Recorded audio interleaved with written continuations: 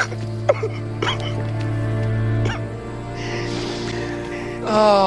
no, no, no.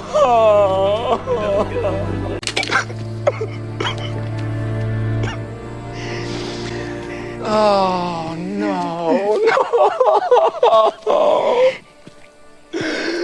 no. Bonjour à tous et bienvenue sur IMI Conseil. Aujourd'hui, nous allons répondre à une question très importante posée par un de nos abonnés. Cet abonné qui a vu sa demande de visa pour le Canada refusée. Si vous êtes dans cette situation similaire, restez avec nous jusqu'au bout pour savoir quoi faire après un refus et maximiser vos chances de succès lors de la prochaine demande. Tout d'abord, nous allons comprendre le refus. Le refus, c'est quoi? Premièrement, ne vous découragez pas. Recevoir un refus, je dis bien recevoir un refus, c'est difficile certes, mais c'est aussi une opportunité de mieux préparer votre dossier pour la prochaine fois. Prenons l'exemple de notre abonné. Sa demande a été refusée car l'agent n'était pas convaincu qu'il quitterait le Canada à la fin de son séjour. Ce motif très souvent est lié à un manque de preuves solides, sur vos liens avec votre pays.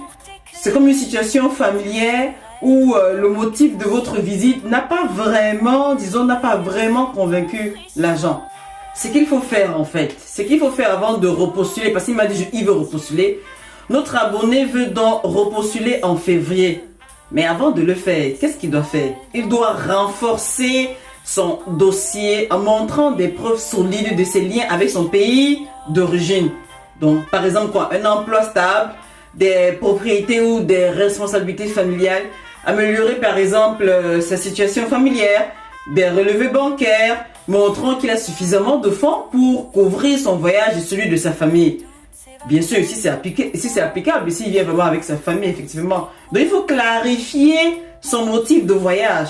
Il faut fournir une invitation officielle ou un itinéraire précis ou toute autre preuve, vous voyez, montrant qu'il est visiteur temporaire. Si vous essayez de rassembler tous ces preuves, ces preuves-là sont à titre aléatoire. Donc, c'est quelques idées qui me viennent comme ça en tête. Mais il y a d'autres preuves qu'on va vous demander. Et parfois, mettez des preuves vraiment solides, des preuves vraiment tangibles, des preuves qui montreront à l'agent qu'effectivement, ces personnes travaillent dans ce pays, cette personne a ceci, cette personne a ceci. On ne voit pas la raison pour laquelle on va lui refuser son visa. Parce qu'il ne vient pas caler dans notre pays. Il vient visiter, il vient se reposer et il repart. That's it. Alors, parmi les documents importants que vous devez avoir pour renforcer votre dossier, voici ce que vous devrez inclure. Ça, c'est les importants. Il y en a d'autres. Ça, c'est l'important en fait. Une lettre explicative détaillant pourquoi vous respecterez les conditions de votre visa. Des preuves de votre plan de voyage précis. C'est comme des billets d'avion, aller et retour et des réservations.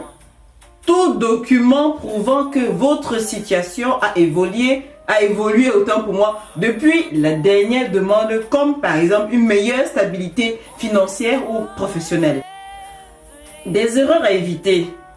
Attention, ne vous précipitez pas pour repostuler. Si vous soumettez une nouvelle demande sans répondre au motif du refus précédent, vous risquez un autre refus. Donc, prenez le temps de bien préparer votre dossier. Si nécessaire, consultez un professionnel pour vous guider. Ça vaut la peine. Ça ne sert à rien de repostuler de repostuler. On vous a dit non en janvier, vous voulez repostuler en février. Non, prenez la peine. Souvent, prenez même 6 mois. Rassemblez vos documents. Prenez le temps de comprendre pourquoi on vous a refusé le début. Pourquoi on vous a refusé le visa, autant pour moi. Et ne jouez pas au chat et à la souris. Allez prendre des comptes, des comptes à l'air libre. Venez maintenant. Tous ces agents sont informés et connaissent tout ça.